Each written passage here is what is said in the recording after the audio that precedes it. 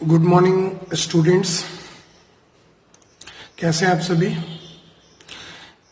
मैं आपको चैप्टर पढ़ा रहा हूं इंट्रोडक्शन टू अकाउंटेंसी, जिसका लेक्चर नंबर 9 हम आपके साथ आज शेयर करेंगे। और आज का टॉपिक होगा यूजर्स ऑफ अकाउंटिंग। कौन कौन यूजर्स होते हैं हमारे अकाउंटिंग का, जो अकाउंटिंग करता है फर्म, उसके कौन कौन यूजर्स होते हैं, उनको कौन कौन यूज करता है। नॉर्मली दो तरह का यूजर्स होते हैं, एक इंटरनल यूजर्स होता है और दूसरा एक्सटर्नल यूजर होता है। इंटरनल यूजर्स उसको बोलते हैं, मान लो ये बिजनेस है एक्स वस्त्रालय, एक्स कपड़ा दुकान, कुछ भी ले लो, एक्स कपड़ा दुकान है और एक्स कपड़ा दुकान सोल प्रोप्राइटरशिप का बात कर रहे हैं बच्चे। तो एक्स कपड़ा दुकान के मालिक, उसका मैनेजमेंट, उसका एम्प्लाई, ये लोग इंटरनल यूजर्स कहलाएंगे। और एक्सटर्नल यूजर्स बाहर का व्यक्ति होगा, जो बिजनेस से बाहर का हो, जैसे bank, investor, creators, government, researchers, etc। आइए हम लोग 1 by 1 करके हर एक पॉइंट को डिस्कस करते हैं। आपके स्क्रीन पर नजर आ रहा होगा ऑनर्स, मैनेजमेंट और employees and workers. Internal users में आपको नजर आ रहा होगा बच्चा, नजर आ रहा है ना। तो आइए आज हम लोग जानते हैं ऑनर्स को क्या जरूरत पड़ती है अकाउंटिंग का। जैसे कि मान लो ये एक्स कपड़ा दुकान है, एक्स जो मालिक है, सोल प्रोप्राइटर है एक्स, पूरा कैपिटल वही बिजनेस में लगाया है, चूंकि ये सोल प्रोप्राइटर है, इसीलिए सारा रिस्क भी वही बियर करेगा। तो वो जो ऑनर है एक्स, जो अपने कपड़े की दुकान एक्स कपड़ा दुकान में कैपिटल लगाया है, वो जानना चाहेगा कि इतना भाई कैपिटल लगाए हैं तो हमें रिटर्न क्या मिल रहा है, हमें आउटपुट कितना मिल रहा है। हमने पैसा लगाया, मान लो 5 लाख रुपया सपोज डेट कैपिटल लगाया, तो ये 5 लाख जो मैंने लगाया उसके लिए हमें कितना रिटर्न मिल रहा है। रिटर्न बोले तो यहाँ पे प्रॉफिट कितना मिल रहा है, क्या लॉस हो रहा है, क्या उसका कैपिटल जो उसने इस बिजनेस में लगा रखा है एक्स कपड़ा दुकान में सुरक्षित है, वगैरह वगैरह बहुत सारा जानकारी वो चाहता है बच्चे। हर एक बिजनेसमैन चाहता है कि हमने जो कैपिटल लगाया सबसे पहले वो सुरक्षित रहे, दूसरा वो कुछ हमको रिटर्न दे, प्रॉफिट दे। तो जो ऑनर होता है, जो मालिक होता है, वो अकाउंटिंग को यूज इसी प्रकार से करता है। वो अकाउंटिंग का यूज करता है ये जानने के लिए, ये पता लगाने के लिए कि उसका कैपिटल सुरक्षित है कि नहीं, उसको प्रॉफिट हुआ कि लॉस हुआ, मतलब बिजनेस का फिनेंशियल पोजीशन क्या है, बिजनेस का फिनेंशियल पोजीशन क्या है, वगैरह वगैरह जानने के लिए वो अकाउंटिंग का यूज करता है। ठीक है, आगे बढ़ते हैं मैनेजमेंट। भाई मैनेजमेंट सोल प्रोप्राइटरशिप में तो यही होगा, जो मैनेजमेंट होते हैं। अगर हम बात करें सोल प्रोप्राइटरशिप का, चूंकि 11th में हमको सोल प्रोप्राइटरशिप बिजनेस ही पढ़ना है। सोल प्रोप्राइटरशिप बिजनेस किसको बोलते हैं मैंने पहले ही बताया, जिसमें एक ही आदमी मालिक हो। तो यहाँ पे एक्स जो है इकलौता मालिक है, तो वही मैनेजमेंट भी होगा। खैर बड़े बड़े ऑर्गेनाइजेशन में बहुत सारे मैनेजमेंट के टीम होते हैं। ये एक्सटेंसिव यूज करते हैं अकाउंटिंग इंफॉर्मेशन का, ताकि वो इससे इंफॉर्मेशन निकाल सके। किस लिए भाई, तो डिसीजन मेकिंग करने के लिए, डिसीजन लेने के लिए वो अकाउंटिंग इंफॉर्मेशन का यूज करते हैं बहुत ज्यादा स्तर पर। वो जानना चाहते हैं कि क्या मेरा स्थिति है, क्या इससे सेलिंग प्राइस होगा। वो अपने कॉस्ट को कंट्रोल, रिड्यूस करना चाहते हैं। वो नए नए प्रोजेक्ट में इन्वेस्टमेंट करना चाहते हैं। तो कोई भी मैनेजमेंट कैसे एक नया प्रोजेक्ट शुरू करेगा, अपना कॉस्ट को कैसे घटाएगा, अपना सेलिंग प्राइस को कैसे फिक्स करेगा, ये तो डिपेंड करेगा ये सारा अकाउंटिंग इंफॉर्मेशन से ही।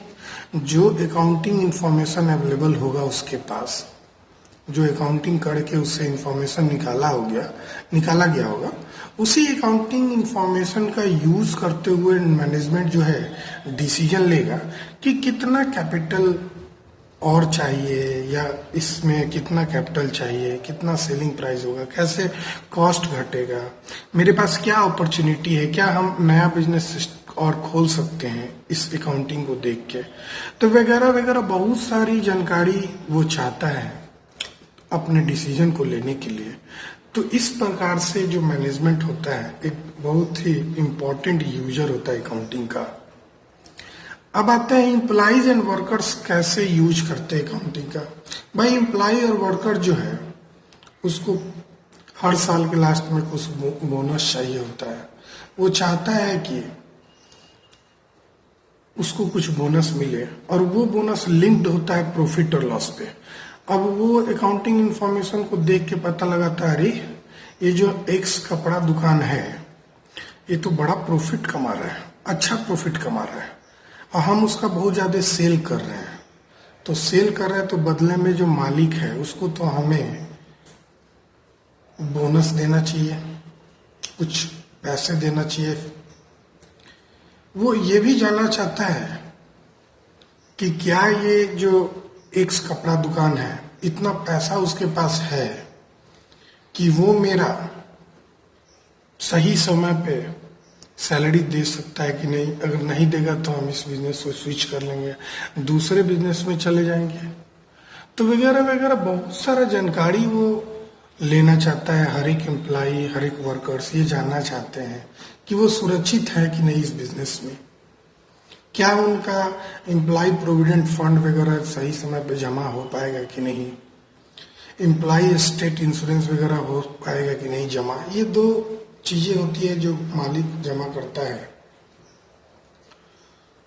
मतलब ये सब चीज जानना चाहते हैं कि फॉर्म जो है, ऑर्गेनाइजेशन जो है सही समय पर मेरा एम्प्लॉय प्रोविडेंट फंड का पैसा जमा कर रहा है कि नहीं जमा कर रहा है, क्या उसकी पोजीशन इतनी अच्छी है कि वो हमें बोनस दे सकता है या देना चाहिए कि नहीं देना चाहिए, वगैरह वगैरह। इस चीजों को डिस्कस करने के लिए हर एक एम्प्लॉय, हर एक वर्कर ये अकाउंटिंग इंफॉर्मेशन का यूज करता है बच्चे। अब तो रही इंटरनल यूजर की, अब जरा आगे बढ़ते हैं एक्सटर्नल यूजर के बारे में। जानते हैं कि जो एक्सटर्नल यूजर हैं, जो बाहरी व्यक्ति हैं, वो हमारे अकाउंटिंग को कैसे यूज करते हैं। सबसे पहला नाम आता है बैंक्स या फिनेंशियल इंस्टीट्यूशन। फिनेंशियल इंस्टीट्यूशंस उसको बोलते हैं जो हमें कर्ज वगैरह, लोन वगैरह, मतलब पैसे से मदद करते हैं किसी भी प्रकार से।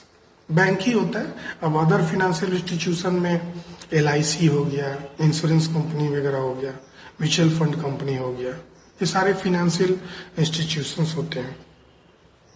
तो बैंक हो या फिनेंशियल इंस्टीट्यूशंस हो, वो बिजनेस का एक बहुत महत्वपूर्ण, क्या बोल सकते हैं, पार्ट है। क्योंकि ये जो लोग होते हैं बैंक वगैरह, वो बिजनेस को लोन देते हैं, और वो लोन किस आधार पे देते हैं, तो परफॉर्मेंस के आधार पे देते हैं। और वो परफॉर्मेंस कहाँ देखा जाएगा बच्चे, ये परफॉर्मेंस हमको अकाउंटिंग इंफॉर्मेशन से पता चलेगा। परफॉर्मेंस का मतलब बिजनेस क्या प्रोग्रेस कर रहा है, क्या वो लोन देंगे तो वो सेफ्टी में रहेंगे कि नहीं, वो रिकवर कर पाएंगे कि नहीं। वो ऐसा जगह लोन देना नहीं चाहेंगे कि जो उनके पैसे लेकर भाग जाए, ऐसे जगह लोन देना नहीं चाहेंगे वो। तो जाहिर सी बात है, बैंक या फिनेंशियल इंस्टीट्यूशंस अकाउंटिंग का यूज इसलिए करते हैं ताकि वो जान सके कि हम जिस फर्म को, जिस ऑर्गेनाइजेशन को, जिस कंपनी को, जिस दुकान को हम लोन दे रहे हैं, वहां मेरा लोन डूबने का चांस कम है और वो हमें लोन वापस दे देगा और हमें इंटरेस्ट भी टाइम टू टाइम देता रहेगा। और ये पता लगाने के लिए उनके परफॉर्मेंस को, अकाउंटिंग इंफॉर्मेशन को वो स्टडी करते हैं और उसके बेसिस पे वो लोन देते हैं।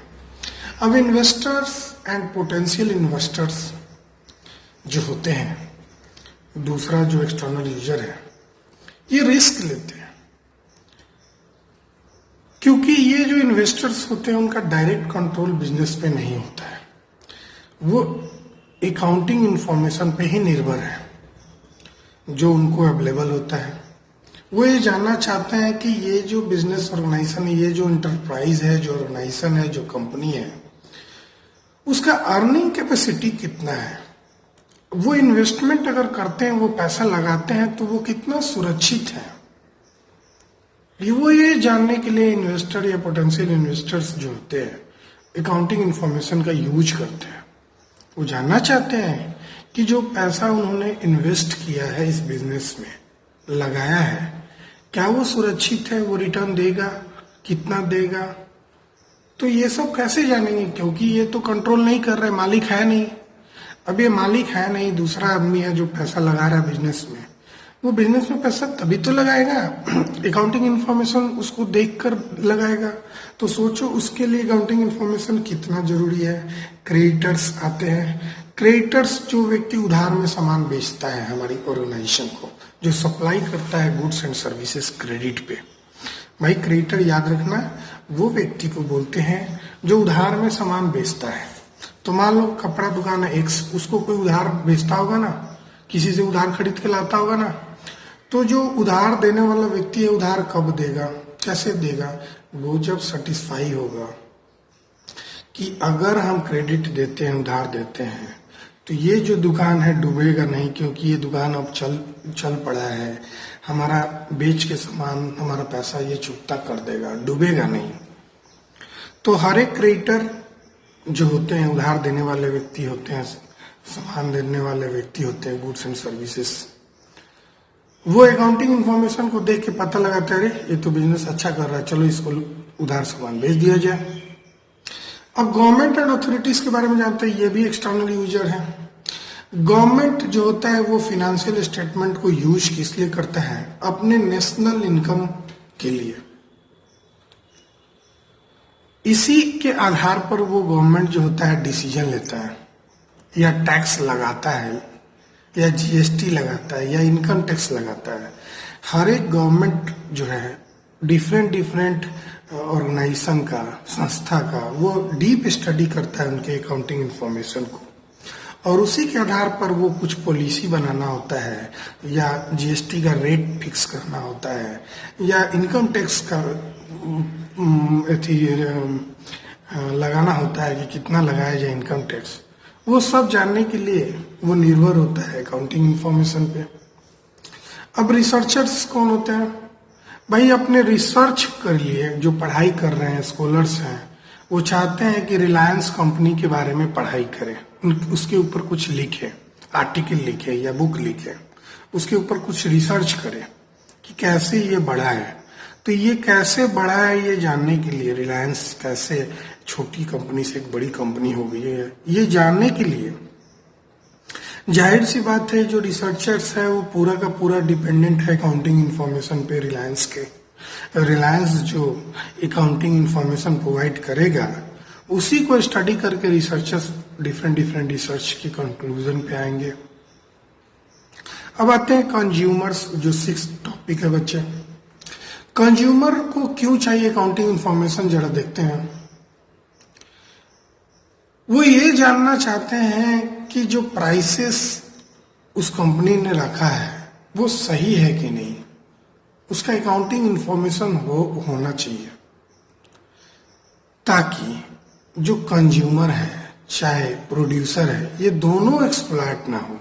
दाम ऐसा रहना चाहिए, इस मान लो ये पेन बनाने वाली कोई कंपनी होगी और हम लोग कंज्यूमर है, इसको यूज कर रहे हैं, तो दाम इसका ऐसा फिक्स होना चाहिए, ना कंज्यूमर को घाटा होना चाहिए, ना प्रोड्यूसर को घाटा होना चाहिए। कंज्यूमर भी सेटिस्फाइड होगा ना। अब इसके लिए 100 रुपया तो वो नहीं देगा, वो 4 रुपया 5 रुपया ही दे पाएगा इस पेन के लिए। तो इसका दाम अगर 100 रुपया रख दिया जाए तो कोई कंज्यूमर खरीदेगा नहीं। तो कंज्यूमर और प्रोड्यूसर का रिलेशनशिप के लिए ये जरूरी है कि इसका दाम सही हो, और दाम सही करने के लिए गवर्नमेंट पे दबाव डालने के लिए जो कंज्यूमर होते हैं वो उसके अकाउंटिंग इंफॉर्मेशन को देखते हैं। अब पब्लिक देखो कैसे करता है यूज, एक्सटर्नल यूजर्स हैं ये कैसे अकाउंटिंग को यूज करते हैं। भाई जो पब्लिक है उसको रोजगार चाहिए, अब रोजगार कहाँ से मिलेगा, डिफरेंट ऑर्गेनाइजेशन, डिफरेंट बिजनेस वो रोजगार पैदा करती है। अब ये जो पब्लिक है वो जानेगा कि फलाना कंपनी जो है XYZ कोई कंपनी है, उसका स्थिति अच्छा है, वो उसको देख के उससे डिसीजन लेंगे कि वो उसको एम्प्लॉयमेंट की जरूरत है,